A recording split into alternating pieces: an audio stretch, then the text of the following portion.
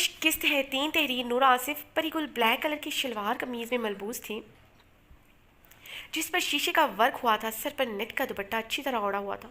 ہونٹوں پر red lipstick لگائے ہوئے تھی. کانوں میں بڑے بڑے سونے کے جھمکے پہنے ہوئے تھے.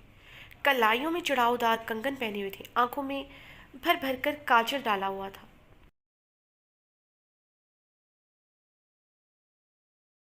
اس نے ڈریسنگ میرر سے ارحام خان زادہ کی طرف نگاہ ڈالی جو شرٹ لیس الٹا سو رہا تھا. پری گل کے چہرے پر شرمیلی مسکان ٹھہر سی گئی تھی اور ساتھ ہی آنکھوں میں خفگی بھی ٹھہری تھی. ساری رات ارحام خان زادہ نے اسے سونے نہیں دیا تھا. اب وہ خود مزے سے سو رہا تھا.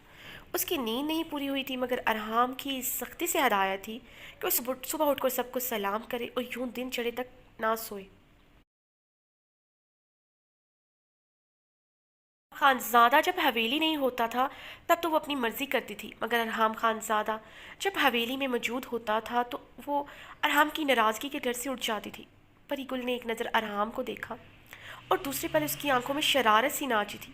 پری گل اپنی مسکراہٹ ضبط کرتے ارحام خان زادہ کی طرف بڑھی اور سائڈ ٹیبل سے پانی کا گلاس اٹھا کر ارحام کے سر پر انڈیل دیا.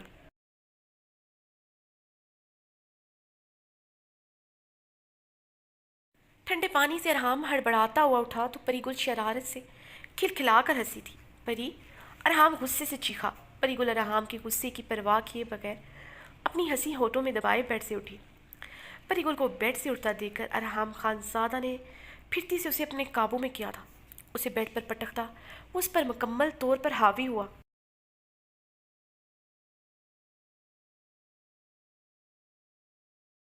خان یہ کیا کیا تم نے؟ ہم گیلا ہو چکا ہے. ہم نے ابھی ہی کپڑے بدلے تھے. پری گل نے غصے سے ارحام کو گھورا. پھر بدل لینا. ارحام اس پر جھکتا مدہوشی کے عالم میں بولا. پری گل کی آنکھوں میں خوف لہرایا تھا. ساری رات وہ ارحام کی شدتیں سہتی رہی تھی. اب وہ پھر سے مدہوش ہو رہا تھا. خان ہم پر رحم کرو. رات تمہارا جی نہیں بھرا تو تم پھر سے شروع ہو چکا ہے. ارحام کو پوری قوت سے خود سے دور کرنے کی کوشش کی. اس کی گردن پر شدت سے دانت کاٹتا پیچھے ہوا اور تکیے پر سر رکھ کر پری گل کو کلائی سے پکڑ کر اپنے قریب کیا تھا اور اس کا سر اپنے کندھے پر رکھا. خان ہمارے کپڑے گیلے کر دیے تم نے. پری گل نے ارحام کے سینے پر ٹھوڑی رکھتے ہوئے نازو ادا سے شکوہ کرتے ہوئے اسے دیکھا.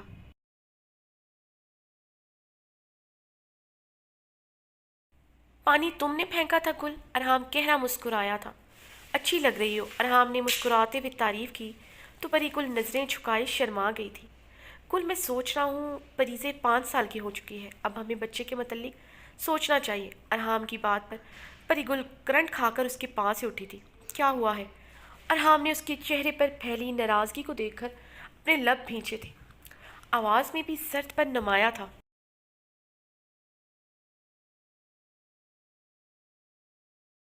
جسے محسوس کرتے پری گل نے اپنے ایکسپریشن پر کنٹرول کیا تھا. اپنے چہرے کے تاثرات کو نرم کرتے وہ ارحام خان زادہ کی طرف بڑھی. خان پریزے ابھی چھوٹی ہے.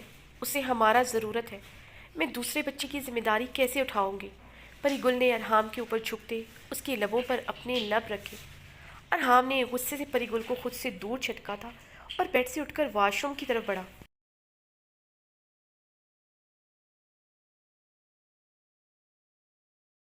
اس میں اتنا غصہ کرنے کی کیا بات ہے؟ تم مرد لوگ تو صرف آرام سے بچے کی خواہش کر دیتا ہے مگر 9 ماہ عورت کو عذاب جھیلنا پڑتا ہے. درد اسے سہنا پڑتا ہے. پھر ساری ساری رات بچے کو پالنا پڑتا ہے. ہم ساری ساری رات تم کو برداشت کرے گا یا پھر اس بچے کو پالے گا؟ پری گل کی باتوں پر ارحام کی آنکھوں کی سرخی بڑی تھی. کیا کہا تم نے؟ تم مجھے برداشت کرتی ہو؟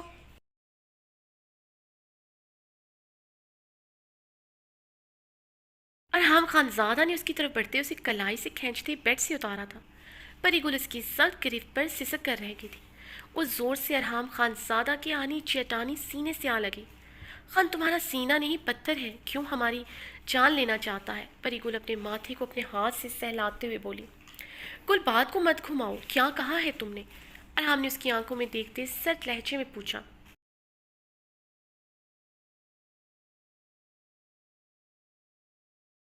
ہاں تمہارا بات کا جواب تمہارے سوال میں ہی چھپا ہے. تم ہمیں لے کر کتنا جنونی ہے. اتنی سی بات تم ہمارا برداشت نہیں کر سکا. بچہ کیسے تم ہمارے اور اپنے درمیان برداشت کرے گا؟ پری گل نے ارحام خان زادہ کے گلے میں اپنی باہیں حمائل کی تھیں. کل پریزے کے آنے کے بعد میرے دل میں تمہارے لیے محبت بڑی ہے۔ بچہ ماں باپ کے درمیان نہیں آتا، بلکہ ماں باپ کے درمیان تعلق کو مضبوط کرتا ہے۔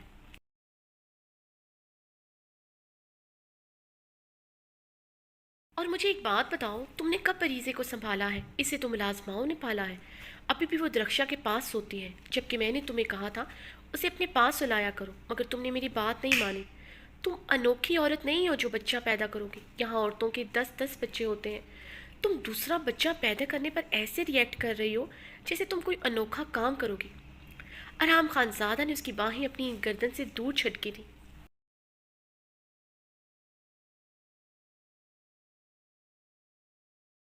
خان، اسی وجہ سے ہم بچہ پیدا نہیں کرنا چاہتا تاکہ تم ہم سے دور نہ ہو جائے۔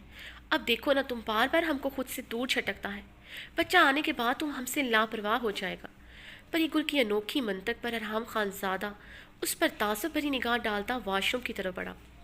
واش روم کا دروازہ دھاڑ سے بند ہوا تو پری گل کانپ کر رہ گئی تھی۔ خان، تم کو ہمیں منانا آتا ہے، ابھی ہمیں بچہ نہیں چاہیے تو مطلب نہیں چاہیے۔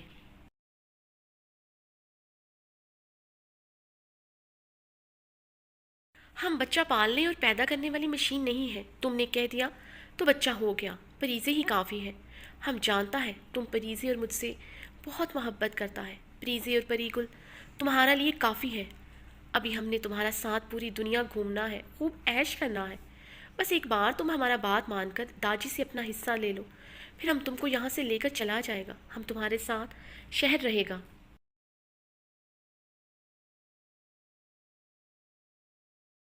یہاں کیا رکھا ہے اس چھوٹا سا گاؤں میں؟ پری گل واش روم کے بند دروازے کو دیکھتی ہوئی سوچ رہی تھی، پھر غصے سے کمرے سے نکل گئی۔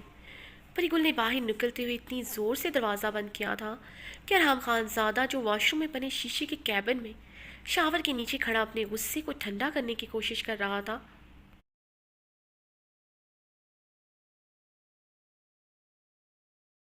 دروازے کی دھاڑ پر اس نے اپنے ہاتھ کا مکہ بنا کر شیشے کے کیبن پر دے مارا۔ پری گل پری گل یا پھر اپنی کسی بھی رشتے پر وہ غصہ نہیں کر سکتا تھا، اس لیے پری گل کی باتوں پر وہ کڑوا گھونٹ بھر کر رہ جاتا تھا۔ داجی کی تربیت یہی تھی کہ عورت کو ہمیشہ عزت اور احترام دینا چاہیے۔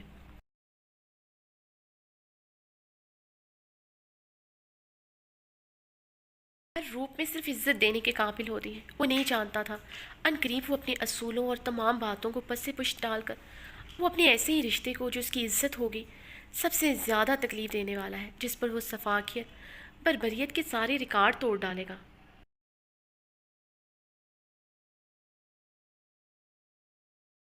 سرحان خان سمیع اللہ خان کے ایک کمرے کا دروازہ نوک کرتے اندر داخل ہوا تو داجی گرم شال اوڑھے اپنے کمرے کے گلاس ونڈو سے سرسبز پہاڑوں پر نظریں جمائے کھڑے تھے۔ جی داجی، آپ نے مجھے بلایا؟ زران خان نے داجی کے قریب جاتے پوچھا۔ سمیع اللہ خان نے پلٹتے ہوئے زران خان کو دیکھا جو اس وقت بلو کلر کی شلوار قمیض میں ملبوس تھا، جس پر آف وائٹ شال کندھوں پر ڈال رکھی تھی۔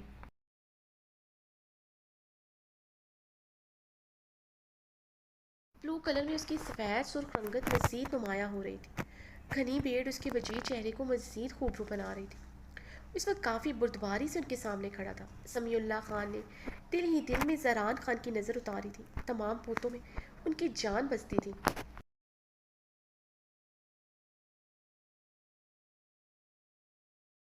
ارحام اور زران کے قریب وہ سب سے زیادہ تھے، کیونکہ ارحام اور زران جتنا انہیں سمجھتے تھے کوئی نہیں سمجھتا تھا، یہاں تک کہ ان کے بیٹے بھی انہیں کچھ سمجھ نہ سکے تھے، اس لیے اپنے بیٹوں سے کہیں زیادہ پوتوں کے قریب تھے۔ سوائے بابری کے علاوہ سبھی ان کی بے پناہ عزت کرتے تھے اور انہیں بہت مان دیتے تھے۔ آج بھی جو بات انہوں نے زران سے کرنے کا سوچا تھا وہ چاہ کر بھی اپنے بیٹوں سے نہیں کر سکے تھے۔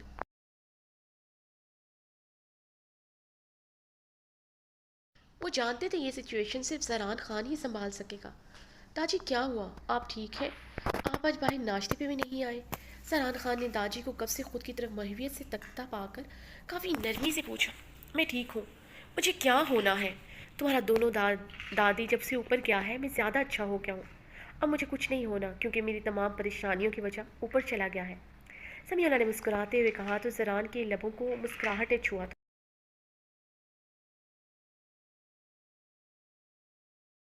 طبیعت بظاہر جتنی سخت تھی وہ اتنا ہی نرم تھے۔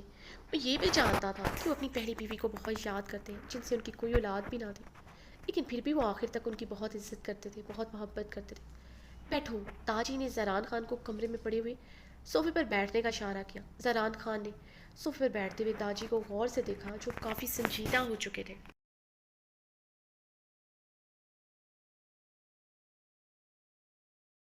تاجی اس سے فاصلے پر صوفے پر ہی بیٹھ گئی۔ زران، جب سے تمہاری پھپھو ازمارے کا انتقال ہوا ہے تب سے میرا دل بہت ڈر گیا ہے۔ سمیع اللہ خان کے لہجے میں کافی اضطراب تھا۔ کیا ہوا تاجی؟ کس بات کا ڈر ہے آپ کو؟ زران خان نے ان کے گھٹنے پر ہاتھ رکھا۔ زران، مجھے زہلے کی بہت فکر ہو رہی ہے، میں اسے اپنی زندگی میں ملنا چاہتا ہوں۔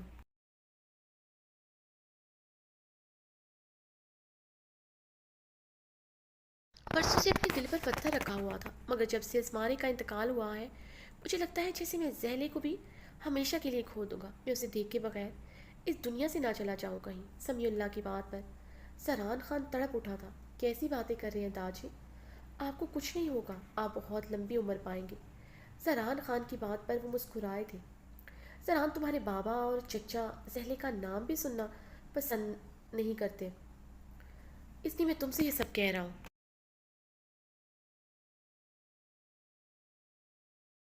زہلے سے بہت خفا تھا، مگر میں نے ہمیشہ اسے یاد کیا ہے۔ وہ میری سب سے چھوٹی بیٹی تھی، تمہاری بڑی دادی کی بھی لاڈلی تھی۔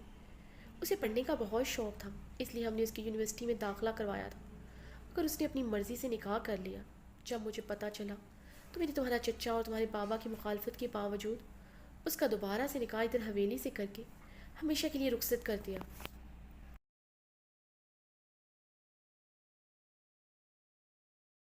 پھر اس کا کبھی پتہ نہیں کیا بہت دکھ پہنچا تھا ہم سب کو۔ زہلے نے ہم سب کا بھروسہ اعتماد توڑا تھا۔ ازمارے کے مرنے کے بعد ہم نے زہلے کو معاف کر دیا ہے۔ میں چاہتا ہوں تم زہلے کا پتہ کرو، وہ کہاں ہے۔ میں اسے ملنا چاہتا ہوں، اس کا حق اپنی زندگی میں اسے دینا چاہتا ہوں، ورنہ ہم کیا منہ دکھائیں گا خدا کو۔ سمیع اللہ خان کا لہجہ نم ہوا تھا۔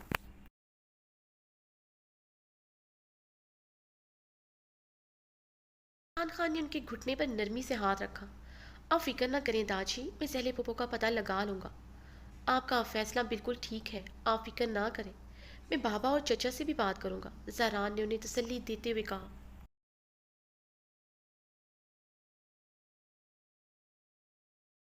مجھے یقین تھا زاران، تم میری بات ضرور سمجھو، اللہ تمہیں خوش رکھے۔ سمیع اللہ خان خوشی سے صوفے سے اٹھے تھے۔ زاران بھی ان کی تائید میں صوفے سے کھڑا ہوا۔ سمیع اللہ خان نے آگے بڑھ کر زاران کو گلے سے لگایا۔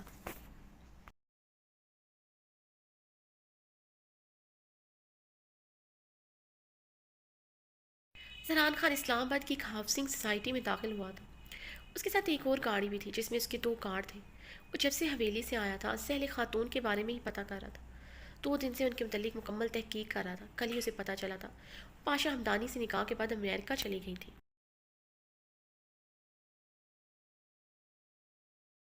پاشا ہمدانی کی ڈیتھ کے بعد وہ پاکستان لوٹی ہیں۔ 1 مہینہ پہلے وہ لوگ یہاں اسلام آباد کی ہاؤسنگ سوسائٹی میں شفٹ ہوئے ہیں۔ وہ پہلی دفعہ ان سے ملنے جا رہا تھا، اس لیے اس نے فروٹ کی پیٹیاں اور مختلف قسم کے تحائف منگوائے تھے۔ اسے ایسے خالی ہاتھ جانا بہت عجیب لگ رہا تھا۔ ویسے بھی ان کے علاقے کی روایات بھی تھی، وہ لوگ کسی سے ملنے جاتے تھے خالی ہاتھ نہیں جاتے تھے۔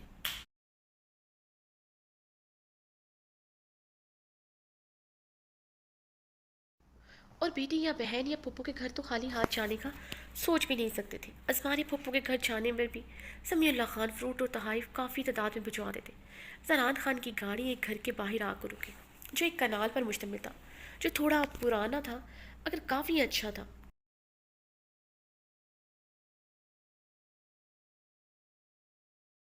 ڈرائنگ روم میں بیٹھا ذیل خاتون کا انتظار کر رہا تھا۔ گیٹ ایک چھوٹی سی بچی نے کھولا تھا جو اسے ڈرائنگ روم میں بٹھا کر چلی گئی تھی۔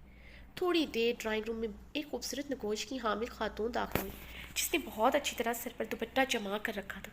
زنان انہیں دیکھ کر احتراماً کھڑا ہوا، وہ انہیں دیکھتے ہی پہچان گیا تھا۔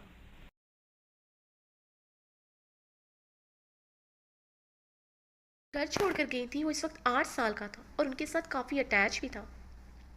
ویسے بھی ذیل خاتون نے جیسے خود کو بہت بڑی چادر میں قید کیا ہوا تھا، اس سے بھی اندازہ ہو گیا تھا وہ ذیل خاتون ہی ہے۔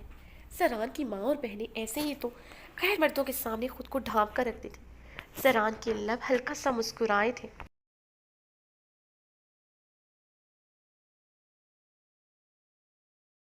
ذیل خاتون اتنے سال امریکہ میں رہ کر آئیں مگر کہیں سے بھی نہیں لگتا تھا وہ امریکہ سے ایڈوانس ملک سے آئی ہیں۔ یہ دیکھ کر زران خان کو بہت اچھا لگا تھا۔ کون ہے بیٹا آپ؟ میں نے آپ کو پہچانا نہیں۔ زہل خاتون نے مدھم سے لہجے میں زران کو دیکھتے ہوئے پوچھا۔ آپ کا نام زہلے ہے؟ زران نے انہیں سلام کرنے کے بعد پوچھا۔ ہاں میں ہی زہلے ہوں۔ زہل خاتون اب کی بار کافی حیران ہوئی تھی۔ وہ لوگ اسلام آباد میں کسی کو بھی نہیں جانتے تھے سوائے ابریش کی تایا کی فیملی کے علاوہ۔ وہ لوگ بھی اسی سوسائٹی میں پاس ہی رہتے تھے جن کے گھر کے ہر فرد سے ان کی ملاقات ہو چکی تھی، بلکہ لوگوں کا کافی آنا جانا بھی تھا، مگر اپنے سامنے کھڑے انسان کو انہوں نے پہلے کبھی نہیں دیکھا تھا۔ وہ زران خان کی پرسنالٹی سے بھی کافی مرعوب ہو گئی تھی۔ ابریش کی تایا کی فیملی سے بالکل مماثلت نہیں کھا رہا تھا۔ اس کی پرسنالٹی اور روب و دبدبا سے ظاہر ہو رہا تھا بہت اونچے اور بڑے گھرانے سے ہے۔ میں زران خان، زران اربد خان، سمیع اللہ خان کا پوتا۔ زران کے تعارف کروانے پر ذیل خاتون کے قدم لڑکھڑائے تھے۔ آنکھوں کے سامنے اندھیرا چھایا تھا۔ اس سے پہلے وہ گرتی، زران خان نے آگے بڑھ کر انہیں سہارا دیا۔ آپ ٹھیک تو ہیں؟ زران خان نے زہلے کی زرد پڑتی رنگت دیکھ کر تشویش سے پوچھا۔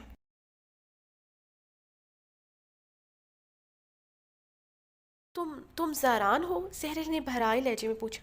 جی میں زران ہوں، زران نے شائستگی سے جواب دیا تھا۔ زہلے زران کا ہاتھ پکڑ کر رونا شروع ہو چکی تھی۔ زران نے ان کی حالت دیکھتے ان کے گرد اپنا حصار قائم کرتے صوفے پر بٹھایا۔ تم زران ہو؟ وہ ایک بار پھر سے رونا شروع ہو چکی تھی۔ زران ان کی حالت سمجھ رہا تھا۔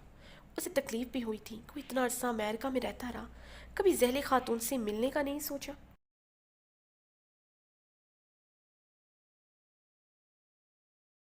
مگر اس وقت اسے بھی نہیں پتا تھا زہل خاتون امریکہ میں ہوتی ہیں۔ حویلی میں زہل خاتون کا نام بھی لینا منع ہوتا تھا۔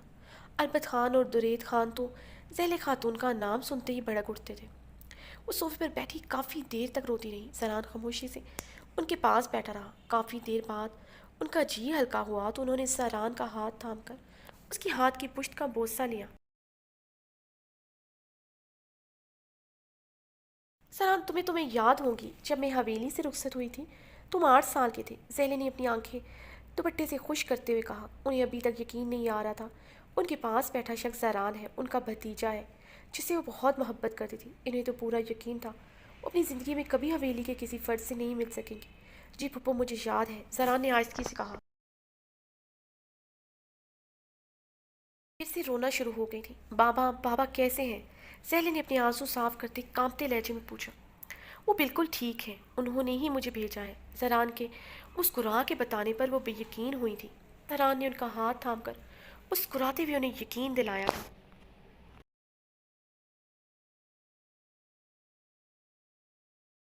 خاتون کی آنکھوں سے پھر سے آنسوؤں کی برسات ہوئی تھی۔ مجھے یقین نہیں آ رہا، بابا نے مجھے معاف کر دیا ہے۔ زہلے ابھی تک بے یقین تھی۔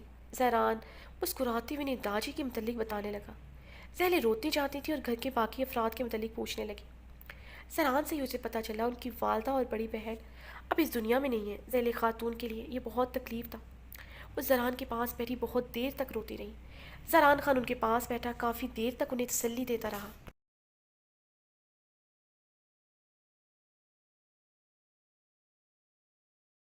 ایک امپورٹڈ فون کال سننے کے لیے باہر لان میں آیا۔ وہ فون سننے میں مصروف تھا جب ایک چھوٹی سی گاڑی گیٹ کے اندر داخل ہوئی تھی جس میں ایک لڑکی کو نکلتے دیکھا۔ زران اسے اگنور کرتا رخ پلٹے فون سننے میں مصروف ہو گیا۔ ابرش اپنی چھوٹی سی گاڑی کے ساتھ اپنے گھر کے اندر داخل ہوئی تھی جو اس نے یہاں آ کر سیکنڈ ہینڈ خریدی تھی۔ گیٹ کھلا دیکھ کر وہ حیران ہوئی تھی۔ چھوٹے سے کار پورچ میں کھڑی کرتی وہ گاڑی سے اتری۔ اس وقت آفس سے آئی تھی۔ اندر داخل ہونے سے پہلے اس کے قدم رکے تھے۔ باہر لان میں کوئی سوٹڈ بوٹڈ آنکھوں پر گلاسز لگائے فون کان سے لگائے باتوں میں مصروف تھا۔ سرحان خان اس ٹائم بلیک 3 پیس پہنے ہوا تھا، فون کان سے لگائے وہ لب بھینچے باتیں کر رہا تھا۔ دور سے بھی معلوم ہو رہا تھا کہ وہ تھوڑا غصے میں ہے۔ اس کے چہرے پر چھائی سرخی اس بات کا اشارہ کر رہی تھی وہ فون پر کسی کو جھڑک رہا ہے۔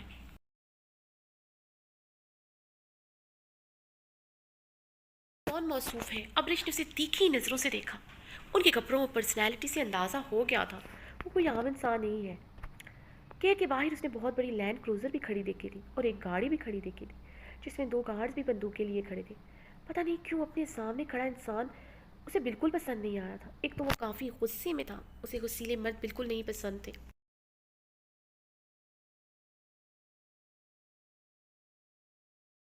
دوسرا وہ اسے کافی مغرور لگا تھا۔ اس نے اسے گاڑی سے اترتا دیکھا تھا مگر اسے ایک نظر دیکھ کر اپنا رخ پلٹ لیا تھا۔ اس کا بے پناہ حسن نظر انداز کرنے کے قابل نہ تھا۔ اسے ایک بار دیکھ کر کوئی دوسری بار نہ دیکھے یہ ناممکن تھا۔ ہمیشہ اس نے دوسروں کی نظر میں خود کے لیے کافی ستائش دیکھی تھی۔ امریکہ میں ہر جگہ اس نے خود کی طرف بڑھتے لوگوں کو دیکھا تھا۔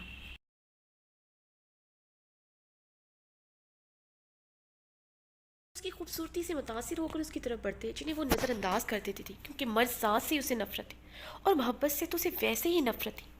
سرحان خان کی ایٹیٹیوڈ سے اسے اندازہ ہوا تھا وہ کافی مغرور ہے۔ یہی بات اسے اس کی سب سے زیادہ بری لگی تھی۔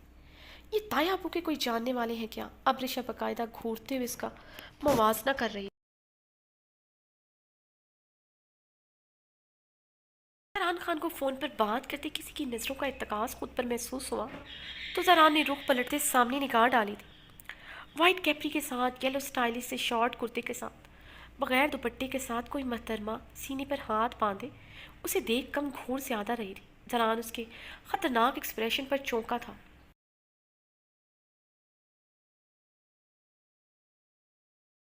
لمحے زران نے مسکراتے ہوئے ہاتھ سے اسے ہیلو کا اشارہ کیا تو ابرش غصے سے پیر پٹکتے اندر کی جانب بڑھ گئی۔ زران حیرانگی سے کندھے اچکا گیا تھا۔ اسے وہ لڑکی بالکل پسند نہیں آئی تھی۔ پہلے تو اس کی ڈریسنگ زہر لگی تھی، جس نے بےحد اونچا ٹراؤزر پہنا تھا جس سے اس کی ڈول سفید ٹانگیں واضح ہو رہی تھی، اور شرٹ بھی بہت شارٹ تھی جس سے اس کی بدن کی رنائیاں جھلک رہی تھیں۔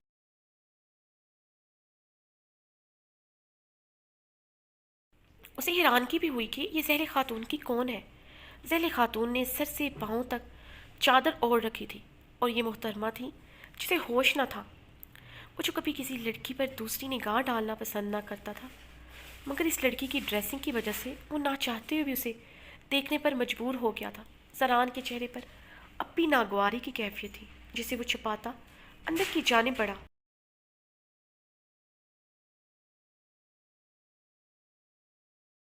لاؤنج میں داخل ہوتے چونکی تھی، ڈھیروں فروٹ کی باسکٹ، مٹھائیاں، کچھ گفٹ جو ریپ ہوئے رکھے تھے۔ ان کا چھوٹا سا لاؤنج تقریباً بھر گیا تھا۔ ماما، ابرش نے ذیل خاتون کو پکارا۔ ذیل ابرش کی پکار پر کچن سے باہر آئی۔ ماما، یہ سب کیا ہے اور باہر کون ہے؟ ابرش نے حیرانگی سے پوچھا تو ذیل کے چہرے پر مسکان چھائی تھی۔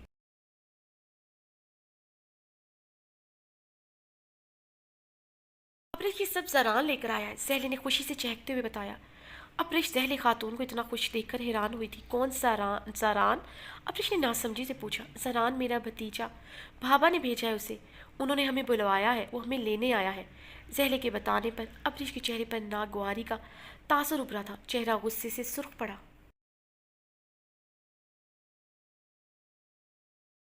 تو آپ کا وہ سو کال بھتیجا اپنی امارات کا روب چھاڑنے آیا ہے، یہ سب کچھ لے کر آیا ہے، کیا ہم اس سب کے بھوکے ہیں جو وہ یہ سب لایا ہے؟ ابرش چٹک پڑی۔ ابرش کیا کہہ رہی ہو تم؟ وہ یہ سب کچھ بہت پیار سے لایا ہے۔ سہلے کے چہرے پر بھی برہمی کے تاثر ابھرا تھا۔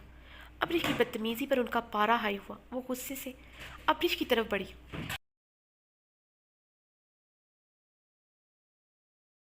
کہہ رہی ہوں ماما، دیکھا میں نے اسے باہر کھڑا بہت شو مار رہا تھا جسے کسی ملک کا پرائم منسٹر ہو، اور باہر اپنے گارڈ کے ساتھ آیا ہے۔ اس کا کیا مطلب ہوا؟ اسے یہاں ہم سے کوئی خطرہ تھا کیا؟ ابرش نے اپنے حسین نکوش بگاڑے۔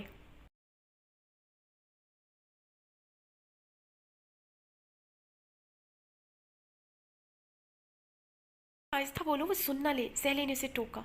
سنتا ہے تو سن لے مائی فٹ، ابھی لوگوں کو ہماری کیوں یاد آئی ہے؟ ساری عمر ہمارا پتہ نہیں کیا اتنا مشکل اور کڑا وقت گزارا ہم نے۔ آپ کے اتنے امیر باپ اور بھائیوں کے ہوتے آپ نے ٹکے ٹکے کی نوکری کی، تب یہ کہاں تھے؟ اب جب ہمیں ان کی ضرورت نہیں تو یہ موصوف آ گئے ڈھیر سارے پھلوں اور مٹھائیوں کے ساتھ۔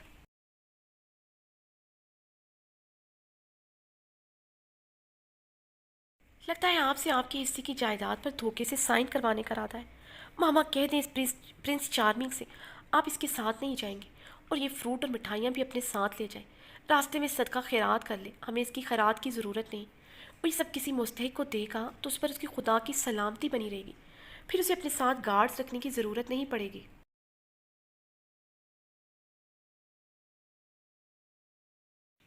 اپنی اونچا اونچا ایک ہی سانس میں بنا رکے بول رہی تھی۔ ڈھیر سارا فروٹ اور مٹھائیاں دیکھ کر ابرش کا پارا ہائی ہوا تھا۔ ابرش، ذیل خاتون نے اسے بے بسی سے پکارا۔ ماما پلیز اب آپ لیکچر مت دیجیے گا کہ آپ کے بھائی اور بابا بہت اچھے ہیں۔ آپ کے بابا بالکل اچھے نہیں ہیں، نہ ہی آپ کے بھائی اچھے ہیں۔ وہ لوگ خود غرض مطلبی ہیں، چھوٹے دل کے مالک بڑے لوگ۔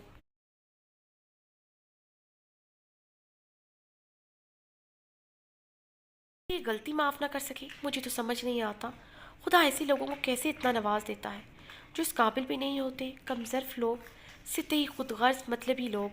اور یہ زاران خان انتہائی سطحی ٹائپ کا مرد لگا ہے، بالکل ویسا جیسے میں نے آپ کو ریسرچ سے بتایا کہ یہ لوگ کیسے ہوتے ہیں۔ کیا کہتی تھی آپ؟ یہ لوگ عورتوں کو بہت عزت دیتے ہیں، باہر جس طرح مجھے گھور رہا تھا اندازہ ہو رہا تھا یہ لوگ کتنی عزت دیتے ہیں۔ گھر کی عورت کو پردہ کرواتے ہیں مگر باہر کی عورتوں کو اوپر سے نیچے تک اپنی غلیظ نگاہوں سے گھورنا اپنا حق سمجھتے ہیں۔ ابریش کو اس کی نظریں یاد آئی تھیں جو اس نے اس پر اوپر سے نیچے تک ڈالی تھی۔ پہلے اس کا اگنور کرنا گراں گزرا تھا، پھر اس کا دیکھنا سخت ناگوار گزرا تھا۔ جو بھی تھا اس سے زاران خان ایک آنکھ نہیں بھایا تھا۔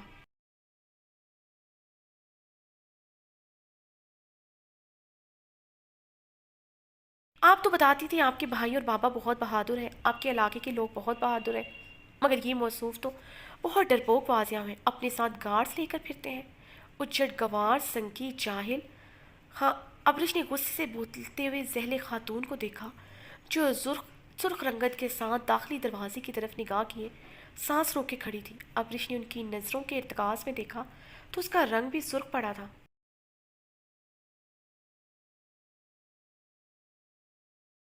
داخلی دروازے کے بیچوں بیچ زران خان کھڑا تھا جس کا چہرہ بے انتہا سرخ پڑا تھا، ہونٹ بھنچے ہوئے تھے۔ اس کے چہرے کی تنے ہوئے سرخ نکوش سے صاف پتہ چل رہا تھا وہ سب کچھ سن چکا ہے۔ زہران بیٹا آؤ، اندر آؤ، رک کیوں گئے ہو؟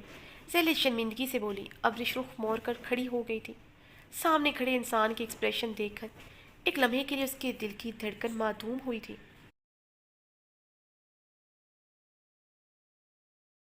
لمحے وہ نارمل ہو گئی تھی، اسے اس کی کیا پرواہ، وہ کچھ بھی سوچے کچھ بھی محسوس کرے، بھلا اس کی جان کو کیا پرواہ۔ زران اپنے تاثرات پر قابو پاتے اندر داخل ہوا۔ زران تم بیٹھو، میں تمہارے لیے کچھ پینے کو لاتی ہوں۔ زہلی کو کچھ سمجھ نہ آیا تو اپنی خفت مٹانے کو کچن کی طرف چل پڑی تھی۔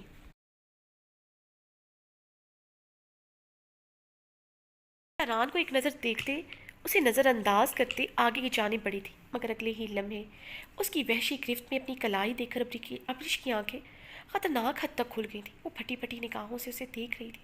جس نے اس کی کلائی کو اتنی زور سے جھٹکا دیا تھا اس کے سینے کے ساتھ آ لگی تھی۔ ابرش کا رنگ سرخ پڑا، یہ پہلی دفعہ تھا وہ کسی مرد کے اتنے قریب ہوئی تھی۔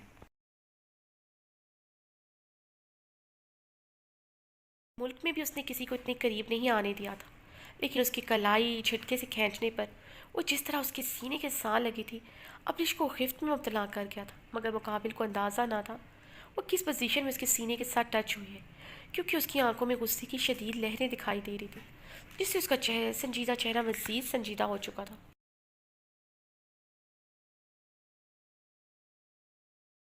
میں اس کے چہرے پر سرخی تھی، مگر یہاں تو اس کی آنکھوں میں بھی سرخی کا عنصر شامل تھا۔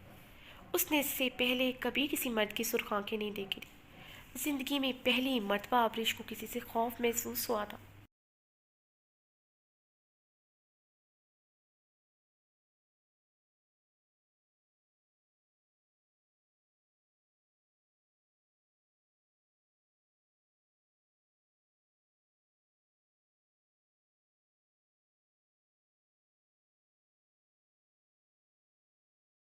آصف کس چار؟ How day you touch me, آپ کی ہمت بھی کیسے ہوئی مجھے چھونے کی؟ ابریش نے غصے سے بولتے ہوئے اپنی کلائی اس کی گرفت سے کھینچی۔ زران خان زادہ نے پہلے سے بھی زیادہ اپنی گرفت مضبوط کرتے اسے اپنے قریب کیا تھا۔ اس بار ابریش نے اپنے دونوں ہاتھ اس کے سینے پر جماتے ہوئے اپنے اور اس کے درمیان فاصلہ قائم کیا۔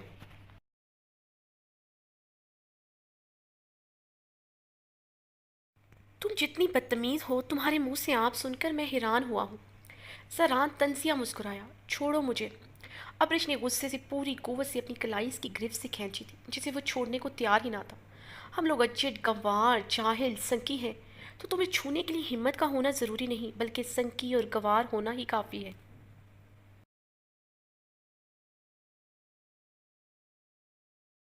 ایک سیدھی سوچ والا گھٹیا مرد ہوں جو اپنی عورتوں کو چھوڑ کر باہر کی عورتوں کو ایسے ہی چھوتا ہے، ایسے ہی دیکھتا ہے۔ زران اس کی کلائی پر اپنی گرفت مضبوط کرتے غرایا تھا۔ ابریش اس کی بدتمیزی پر بے یقینی سے اسے آنکھیں پھاڑے دیکھ رہی تھی۔ اسے یقین نہیں آ رہا تھا کوئی کیسے پہلی ملاقات میں اتنا بدتمیز اور اسٹریٹ فارورڈ بھی ہو سکتا ہے، وہ بھی کسی لڑکی کے ساتھ کوئی کیسے اتنا جاہلانہ طریقے سے پیش آ سکتا ہے۔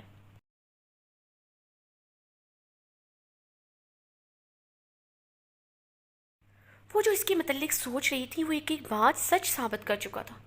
وہ واقعی میں اجڑ گنوار دیہاتی تھا جسے بات تک کرنے کی بھی تمیز نہ تھی۔ اس کی پرسنالٹی کا اچھا ہونا صرف اس کے بے تحاشا پیسے کی وجہ سے تھا، اس کے اونچے خاندان کی وجہ سے تھا، ورنہ اس میں کوئی خاص بات نہ تھی۔ وہ شہد رنگ آنکھیں اس پر گاڑے سوچ رہی تھی۔ ابرش کی شہد رنگ آنکھوں میں پھیلی بے یقینی اور تہیت دیکھ کر وہ استہزائیہ مسکرا کر رہ گیا تھا۔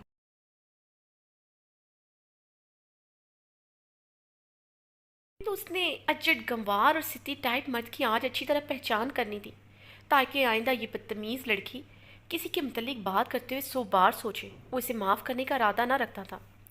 زران خان زادہ نے ابریش کو اب کی بار اس کی بازو سے پکڑتے مزید اپنے قریب کیا۔ وہ اب اس کے اتنے قریب تھی کہ دونوں کے بدن سے اٹھتی دل فریب مہک تک دونوں محسوس کر سکتے تھے۔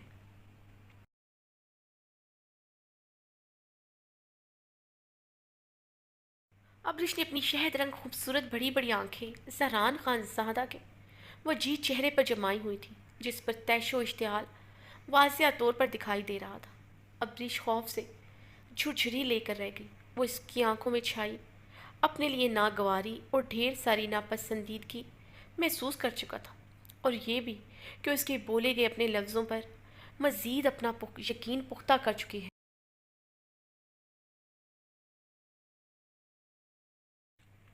مگر زران خان زادہ اپنا بدلہ پورا کیے بغیر کسی کو اتنی آسانی سے معاف نہیں کرتا تھا، یہی اس کی فطرت تھی۔ زران نے اس کی بڑی بڑی آنکھوں میں پھیلے استجاب کو نظر انداز کرتے اسے اپنے مزید قریب کیا۔ وہ اب اس کے اتنے قریب تھی کہ وہ مزید اس کو جھٹکا دیتا تو ابرش کے لب اس کی گردن کو ٹکرا جاتے۔ ابرش کی آنکھیں مزید کھل گئی تھیں، وہ اس کی گرفت میں اب ہل بھی نہیں پا رہی تھی۔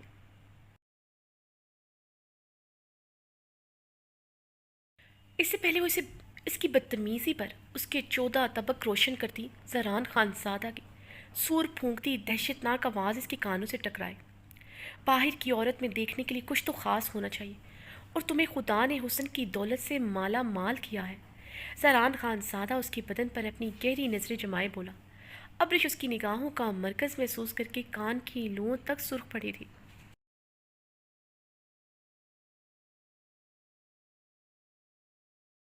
تمہارے پاس حسن کی کمی نہیں ہے، اور جو تمہارے پاس ہے تم اس کی بھرپور نمائش کرنا بھی جانتی ہو۔ تمہیں کیسے کوئی مرد بنا دیکھے چھوڑ دے گا؟ ہاں بولو، جواب دو۔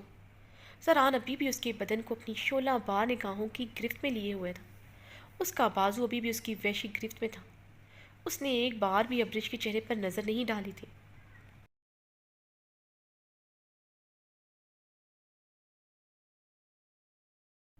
یہی بات ابرش کے لیے کافی انسلٹنگ تھی۔ وہ اس کو خوبصورت کیوں کہہ رہا تھا ابرش کو اچھی طرح اندازہ ہو چکا تھا۔ ابرش کو آج پہلی دفعہ اپنے حلیے پر شرم آئی تھی۔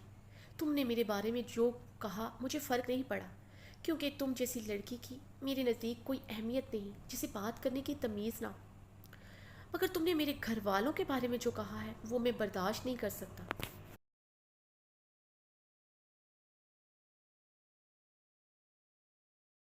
یہ ان لوگوں کی تربیت ہے۔ میں تمہاری فضول باتیں سن کر بھی یہاں پر موجود ہوں، اور تمہارا یہ حسین چہرہ سے ہی سلامت ہے، کیونکہ میں بڑوں کی عزت کرنا جانتا ہوں۔ میں صرف ذہلے پھپھو کی وجہ سے یہاں رکا ہوں، ورنہ زران خان زادہ کسی کی اتنی سی بات برداشت نہیں کر سکتا۔ مقابل کو اپنے پیروں کی دھول 2 منٹ میں چٹا سکتا ہے۔ زران نے ایک ہی جھٹکے میں سے چھوڑا تھا۔ تمہاری تربیت میں نے تمہاری آنکھوں میں دیکھ لی ہے، اور تمہارا لب و لہجہ بھی چیخ چیخ کر بتا رہا ہے تمہاری تربیت اصل میں کس انداز میں ہوئی ہے۔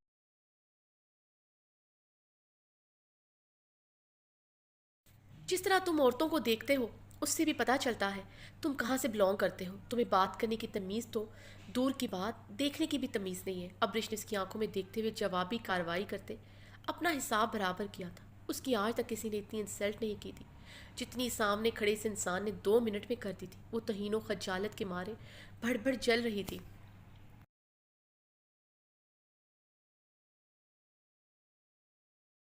اب کی بار ابرش نے اسے آپ کہنے سے بھی گریز کیا تھا۔ ویسے بھی اس کے نزدیک یہ انسان عزت دینے کے قابل ہی نہ تھا۔ تم نے جس طرح کی ڈریسنگ کر کے رکھی ہے، تمہیں لگتا ہے تمہارے لیے میری نظروں میں عزت ہونی چاہیے؟ اس نے تنزیہ نگاہ اس کی باریک سی شرٹ پر ڈالی جس میں اس کے بدن کی رنائیاں کچھ حد تک واضح ہو رہی تھی۔ ابرش اس کی تنزیہ نگاہوں پر دانت پیس کر رہ گئی تھی۔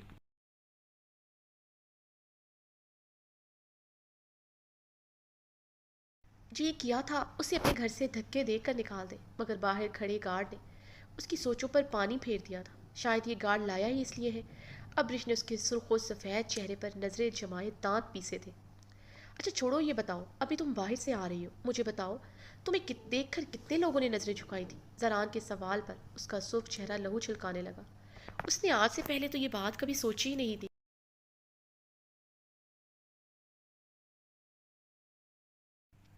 واقعی میں آفس میں بھی ہر ایک انسان اسے آنکھیں پھاڑ پھاڑ کر دیکھنا اپنا فرض سمجھ رہا تھا۔ زران اس کے چہرے کی بڑھتی سرخی دیکھ کر تجزیہ مسکرا کر رہ گیا۔ لگتا ہے تمہیں صرف میری ہی نظریں بری لگی ہیں، یا پھر کہہ سکتا ہوں تم نے تمہیں اپنے اوپر نظر اٹھتی گوارا ہے سوائے خان کے۔ دیکھو مسٹر، اب تم حد سے بڑھ رہے ہو۔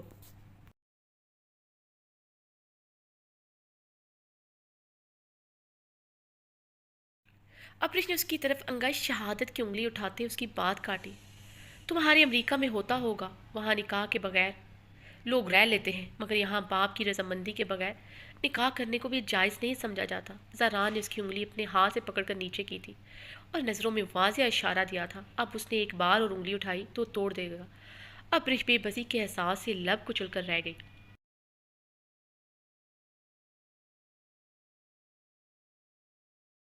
میں کہنا تو نہیں چاہتا، مگر تم نے مجھے مجبور کیا ہے میں یہ سب کہوں۔ زہلے پھپھو کی ایک غلطی نے تاجی کو توڑ کر رکھ دیا تھا۔ وہ سر اٹھانے کے قابل نہ رہے تھے۔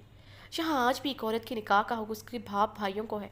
اگر عورت اپنی حد تجاوز کرتی ہے، بدلے میں اس کی جان لینے کو معیوب نہیں سمجھا جاتا، کیونکہ عزت پر کوئی آنچ برداشت نہیں کر سکتا۔ میری داجی نے تو زہلے پھپھو کی نہ صرف غلطی معاف کی، بلکہ بہت عزت اور احترام سے انہیں گھر سے رخصت کیا تھا۔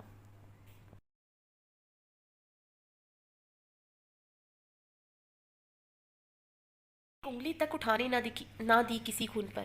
زہلے پھپھو کی غلطی چھوٹی نہیں تھی جو بھول جانا آسان ہوتا۔ ان کی ایک غلطی کی سزا نہ صرف داجی کو ملی بلکہ تم لوگوں کو بھی ملی۔ نکاح کا فیصلہ داجی کی مرضی سے ہوتا تو آج زہلے پھپھو خوش ہوتی۔ زران کی باتوں پر ابرش کے چہرے پر ایک رنگ آ رہا تھا، ایک جا رہا تھا۔ وہ سمجھتی تھی وہ شاید ٹھیک کہہ رہا ہے، مگر اس کی باتوں سے روایتی پن صاف جھلک رہا تھا۔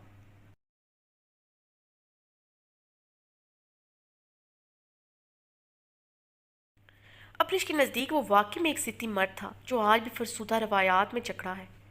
دوسرا ہم خان واقعی میں سر پھرے ہوتے ہیں، دوسروں کو 2 منٹ میں اس کی اوقات یاد دلا دیتے ہیں۔ کوشش کرنا میرے سامنے آئندہ مت آنا، ورنہ ہم اصل میں کیسے ہیں تمہیں بتانے میں پل نہیں لگاؤں گا۔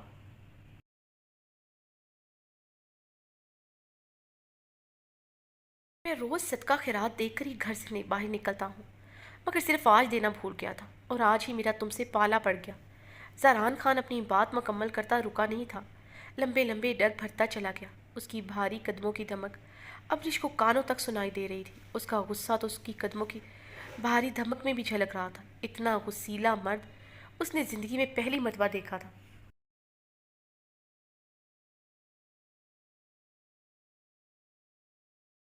ابرش کا رنگ احساس توہین کے مارے سرخ پڑ رہا تھا۔ اتنی انسلٹ وہ سوچ بھی نہیں سکتی تھی کبھی کوئی اس کی اتنی انسلٹ کرے گا، وہ بھی خان۔ سچ میں اجڑ گنوار ہے جسے نہ بات کرنے کی تمیز ہے نہ دیکھنے کی۔ میری ریسرچ بالکل ٹھیک تھی، اسے دیکھ کر اندازہ ہوتا ہے اس کے باقی گھر والے کیسے ہوں گے۔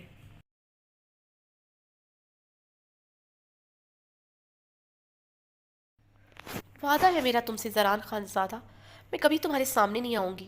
تمہاری فضول شکل اب میں اپنی زندگی میں تو نہیں دیکھوں گی۔ ابرش غصے سے بولتی اپنی مٹھیاں بھیج گئی تھی۔ زہلی ابرش کی اونچی آواز سنتے کچن سے باہر آئی۔ ابرش زران کہاں گیا؟ زہلی نے ابرش سے پوچھا۔ ابرش وہاں پر رکی نہیں تھی، وہ بنا کوئی جواب دیے پیر پٹکتی غصے سے اپنے کمرے کی طرف بڑھ گئی۔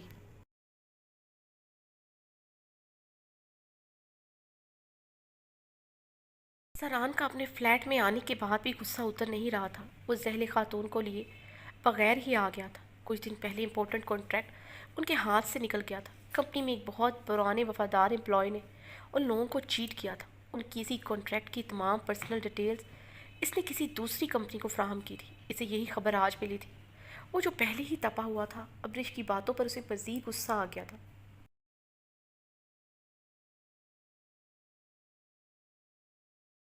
اس نے داجی کے متعلق کہا اس نے جو داجی کے متعلق کہا اسے برداشت نہیں ہوا تھا، اور جب اس نے کہا، وہ اسے غلیظ نگاہوں سے گھورا تھا۔ اس بات نے اس کے اندر تندو تیز بھانپڑ چلا دیے تھے۔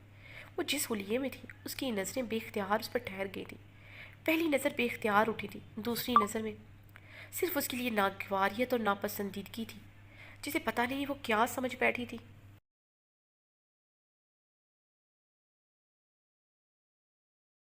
وہ غصے سے صوفے پر بیٹھا اپنی جان جلا رہا تھا۔ ابرش کے لیے اس کی ناپسندیدگی بہت بڑھ گئی تھی۔ زران خان اس وقت وائٹ ٹراؤزر اور بلیک ٹی شرٹ میں ملبوس تھا۔ ابھی ابھی شاور لیا تھا۔ اپنے گیلے بالوں میں انگلیاں چلاتے ہوئے وہ ابرش کی فضول باتوں کے متعلق سوچ رہا تھا۔ کوئی اتنا بدتمیز کیسے ہو سکتا ہے؟ ان کے خاندان کی لڑکیوں کی آواز نہیں نکلتی تھی۔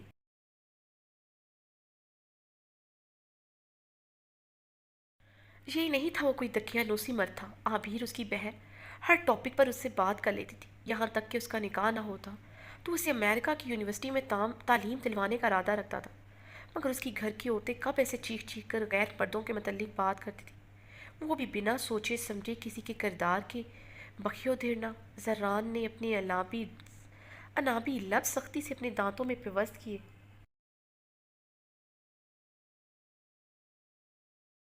اسے ابرش ایک بگڑی ہوئی بدتمیز لڑکی لگی تھی، جسے اپنی امریکن نیشنلٹی پر غرور تھا، جو اپنے حسن پر اتراتی پھرتی تھی۔ نہ صرف اتراتی تھی، بلکہ اپنے حسن کی بھرپور نمائش بھی کرتی تھی۔ وہ نہ صرف مغرور تھی، بلکہ ایک بدتمیز جاہل لڑکی تھی، جسے بات کرنے کی بھی تمیز نہ تھی۔ اسے محسوس ہوا تھا زہلے پھپھو اس کی تربیت نہ کر سکی تھی۔ حیرانگی بھی ہوئی تھی، زہلے پھپھو سر سے پاؤں تک چادر میں لپٹی ہوئی تھی، اور وہ تھی جسے خود کا ہوش ہی نہ تھا۔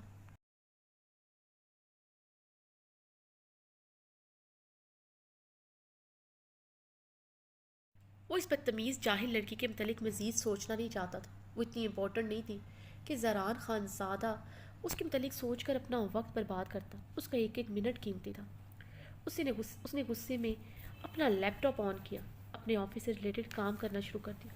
کام ہی اس کا سٹریس اور غصہ ختم کرتا تھا۔ وہ لیپ ٹاپ پر بھی کام کرتے، ہر تھوڑی دیر بعد اپنی بیڈ پر ہاتھ پھینک کر اپنے اشتعال کو کم کرنے کی کوشش کر رہا تھا۔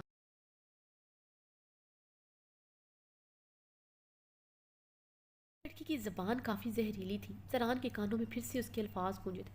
زران غصے سے دانت کچکچا کر رہ گیا۔ دفتر زران کے لیپ ٹاپ پر اسفند یار کی ویڈیو کال آنا شروع ہوئی۔ بس اسی کی کمی تھی۔ زران غصے سے بڑبڑایا۔ اسے جب جب غصہ آتا تھا، اسفند یار کو دیکھ کر اس کا غصہ اور بڑھ جاتا تھا، یا یوں کہہ سکتے ہیں وہ اپنا سارا غصہ اسفند یار پر اتار دیتا تھا۔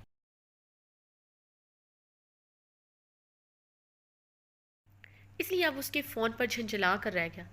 کچھ سوچ کر اس کے لب کمینگی سے مسکرائے تھے۔ اسے اپنا غصہ نکالنے کا ذریعہ مل گیا تھا۔ زران نے کال اٹینڈ کر کے غصے سے اسفند کو ہیلو کہا۔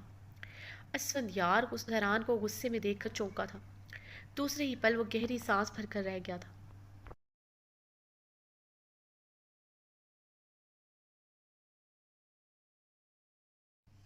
چل بول جو بھی بولنا ہے، میں تیار ہوں سننے کو، اسفند یار نے سنجیدگی سے کہا۔ زران لم پیچھے کافی دیر تک اسے گھورتا رہا، پھر دونوں کا مشترکہ کہکا گونجا تھا۔ قسم سے تو آج یہاں پر ہوتا بہت پٹتا میرے ہاتھوں سے، زران نے صوفے کے ساتھ ٹیک لگاتے کہا۔ جواباً تو بھی پٹتا، میرے پھول گئے میرے ہاتھوں کے مکے۔ اسفند یاد کی بات پر زران نے اپنی بیٹ پر ہاتھ پھیرا تھا۔ سچ میں بہت بھاری ہاتھ ہے تیرا۔ زران نے معصومیت سے منہ بنایا تو اسفند یار گہرا مسکرایا تھا۔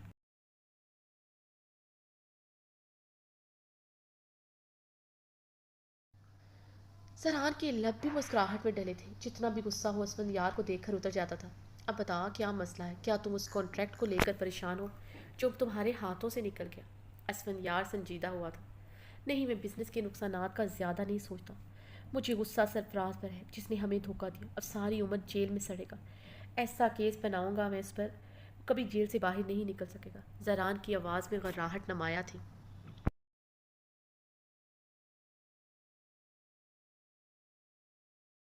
اس کے چھوٹے چھوٹے بچے ہیں، جتنی اس کی سزا بنتی ہے وہ کافی ہے اس کے لیے۔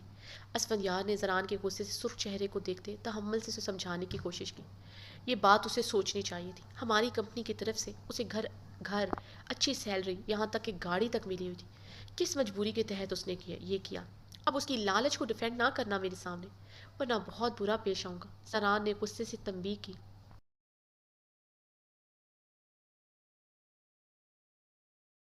نے دھوکہ دیا ہے مجھے، یعنی زران خان زادہ کو، اور تو چاہتا ہے میں اسے چھوڑ دوں؟ تو اچھی طرح جانتا ہے میرا ڈسا پانی بھی نہیں مانگتا۔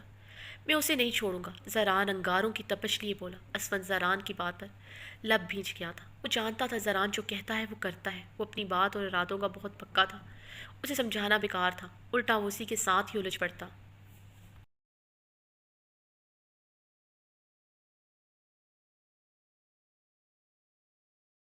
اچھا چھوڑ، یہ بتا تو آج سہلے پھپھو کی طرف گیا تھا، کیا ہوا؟ ملاقات ہوئی ان سے؟ اسفند کے پوچھنے پر زران کے بچھے ہوئے لب مزید بھینچ گئے تھے۔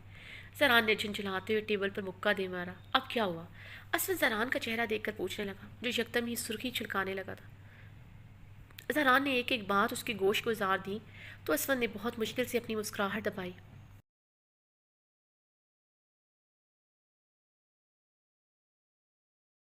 میں نے تجھے گھٹیا جوک نہیں سنایا جو تو اپنی ہنسی ضبط کرنے کی کوشش کر رہا ہے، زران نے چڑھتے ہوئے کہا۔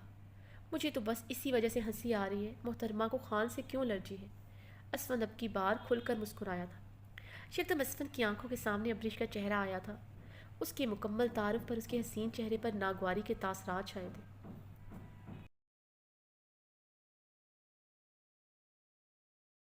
کے بعد اس کی ابریش سے ملاقات نہیں ہوئی تھی، نہ ہی اس کے پاس اس کا کانٹیکٹ نمبر تھا۔ کہاں کھو گیا؟ زران نے گلا کھنگار کر اسفند کو متوجہ کیا۔ کہیں نہیں۔ تو بتا وہ حسین تھی کیا؟ اسفند اپنے اندر کے اضطراب پر قابو پاتے بولا۔ حسین نہیں، حسین بلا تھی، زران نے لب بھینچے کہا۔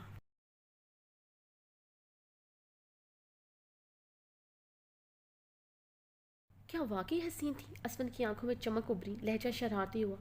بلا کہا ہے، اور بلائیں کیا حسین ہوتی ہیں؟ زران نے منہ بناتے ہوئے کہا اور لیپ ٹاپ بند کر دیا تھا۔ نظروں کے پردوں پر ابرش کا حسین چہرہ لہرایا تھا، جس نے اس کے اندر تک کڑواہٹ بھر دی تھی۔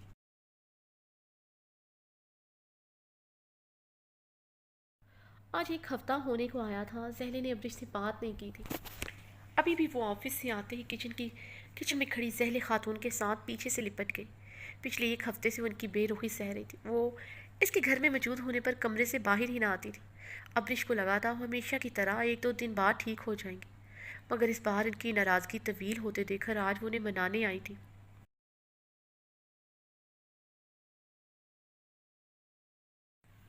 زہلے اس کے ہاتھ جھٹکتے کچن سے باہر آئی۔ ماما اب کتنے دن مجھ سے ناراض رہنے کا ارادہ ہے؟ اب اپنے بھتیجے کی وجہ سے کیا ساری عمر مجھ سے بات نہیں کریں گے؟ ابریش ان کے پیچھے لاؤنج میں آتے جھنجھلا کر رہ گئی تھی۔ لاؤنج میں صوفے پر بیٹھا آہل ٹی وی دیکھتا مسکرا گیا تھا۔ بالکل ماما کو تم سے اب کبھی بات نہیں کرنی چاہیے، جو تم نے کیا ہے ابریش وہ بہت غلط کیا ہے۔ آہل اپنی مسکراہٹ دبائے بولا تو ابریش اسے گھور کر رہ گئی تھی۔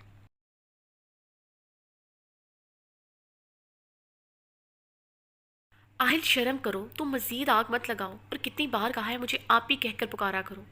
بڑی ہوں تم سے، ابریش نے غصے سے اسے ٹوکا۔ صرف 1 سال بڑی ہو اور دیکھنے میں مجھ سے 5 سال چھوٹی لگتی ہو، آہل اس کے نازک سے سراپے پر چوٹ کرتا بولا۔ دوسرا میری پیاری آپی جان، کیوں شرم کروں؟ آگ لگانے والا کام تم نے کیا ہے۔ گھر آئے مہمان کے ساتھ یہ سلوک کرتے ہیں، ویری بیڈ ابریش۔ ماما نے تمہاری تربیت ایسے نہیں کی تھی۔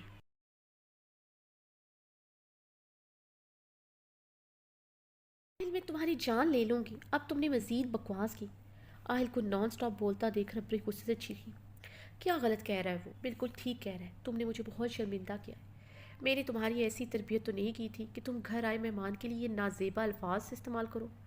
مجھے زران کے سامنے کتنی شرمندگی ہوئی میں بتا نہیں سکتی۔ جیسے تم ستی گھٹیا کہہ رہی تھی، وہ اتنا سب کچھ سن کر خاموشی سے چلا گیا۔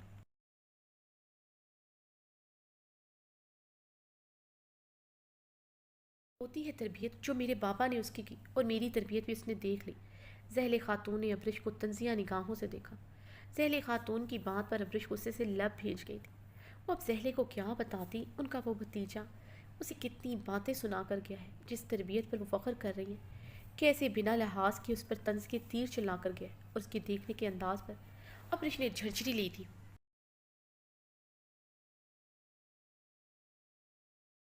अच्छट, गंवार, संकी, जाहिल, वैशी, ये सारी बातें ज़रान खान की पर्सनैलिटी को सूट करती हैं। अब्रिश नागवारी से उसके मतलब सोच रही थी। मामा, आप मेरी बात समझने की कोशिश करें, मैं तो सिर्फ आपसे बात कर रही थी। अब्रिश ने वजाहत दी। तुम मुझसे बात ही क्यों कर रही थी अब्रिश? जहले ने उसकी बात बीच में टोकी।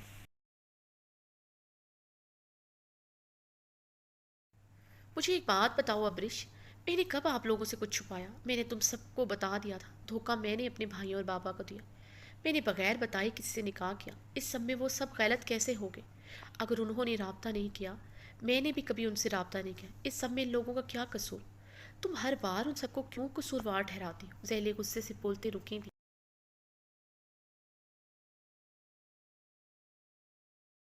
अब्रिश की बदतमीजी याद आई थी जो दिन उसने की थी, और जरान का सुर्ख चेहरा भी।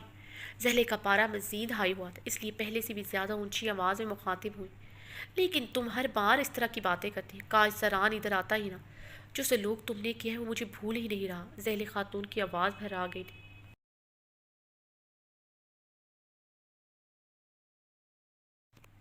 मामा, आप मुझे गलत समझ रही हैं। मुझे आपका रात रात भर रोना याद आता है। आपका जगह जगह बेहजाब नौकरी करना याद आता है। आप घर में हमारे सामने भी सर से दुपट्टा नहीं उतारती थी, मगर जब जॉब पर जब बेहजाब जाती थी तो आपकी वो सुर्ख आंखें मैं नहीं भूल सकती। जब पापा आप पर हाथ उठाते थे, आपकी वो बेबसी याद आती है। जब आप ताया अबू से फ़ोन पर पैसे मांगती थी,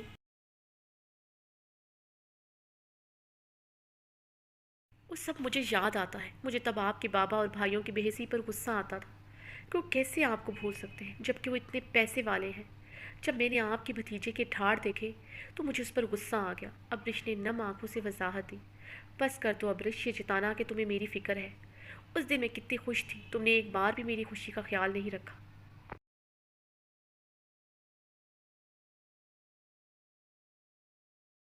पिछले एक हफ्ते से रो रही हूँ, तुमने एक बार भी मेरे कमरे में झांका तक नहीं। आज तुम्हें एक हफ्ते बाद अपनी माँ का ख्याल आ गया। मेरी बहन और मोरे इस दुनिया से चली गई हैं। मैं कितनी तकलीफ़ में हूँ, तुम्हें एहसास है? मेरा दुख बांटने की बजाय तुमने वो सब किया। सहले अब बकायदा रोने लगी थी। आहिल सोफे से उठकर उनकी तरफ बढ़ा था और उन्हें अपनी बाहों के हिसार में लिए सोफे पर बैठा। साथ में वो ब्रश को घूरना भूला नहीं था।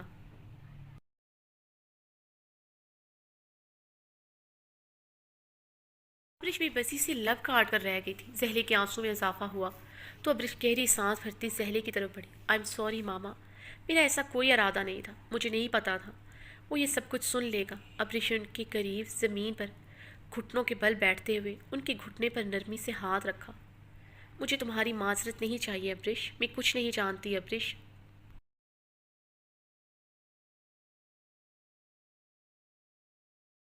तुम चाहती हो कि मैं तुमसे बात करूं, मेरे और तुम्हारे दरमियान सब ठीक हो जाए, तो हम लोग इसी हफ्ते हवेली जाएंगे। मेरी बहन अजमारी की बेटी की शादी है।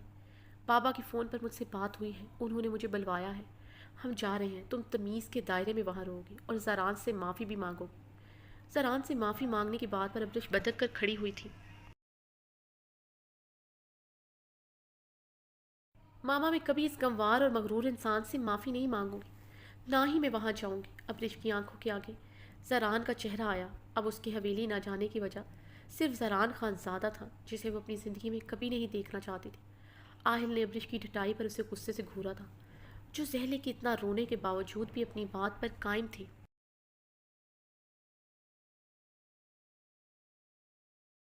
ठीक है, अगर तुमने नहीं जाना तो मत जाओ, मगर मेरे बाकी दो बच्चे मेरे साथ जाएंगे, और हवेली में मुझसे कोई पूछेगा तो कह दूंगी मेरे दो ही बच्चे हैं। जहरे गुस्से से बोलते वहाँ से चली गई। आहिल भी उनकी तकलीफ में उसे घूरता वहाँ से चला गया था।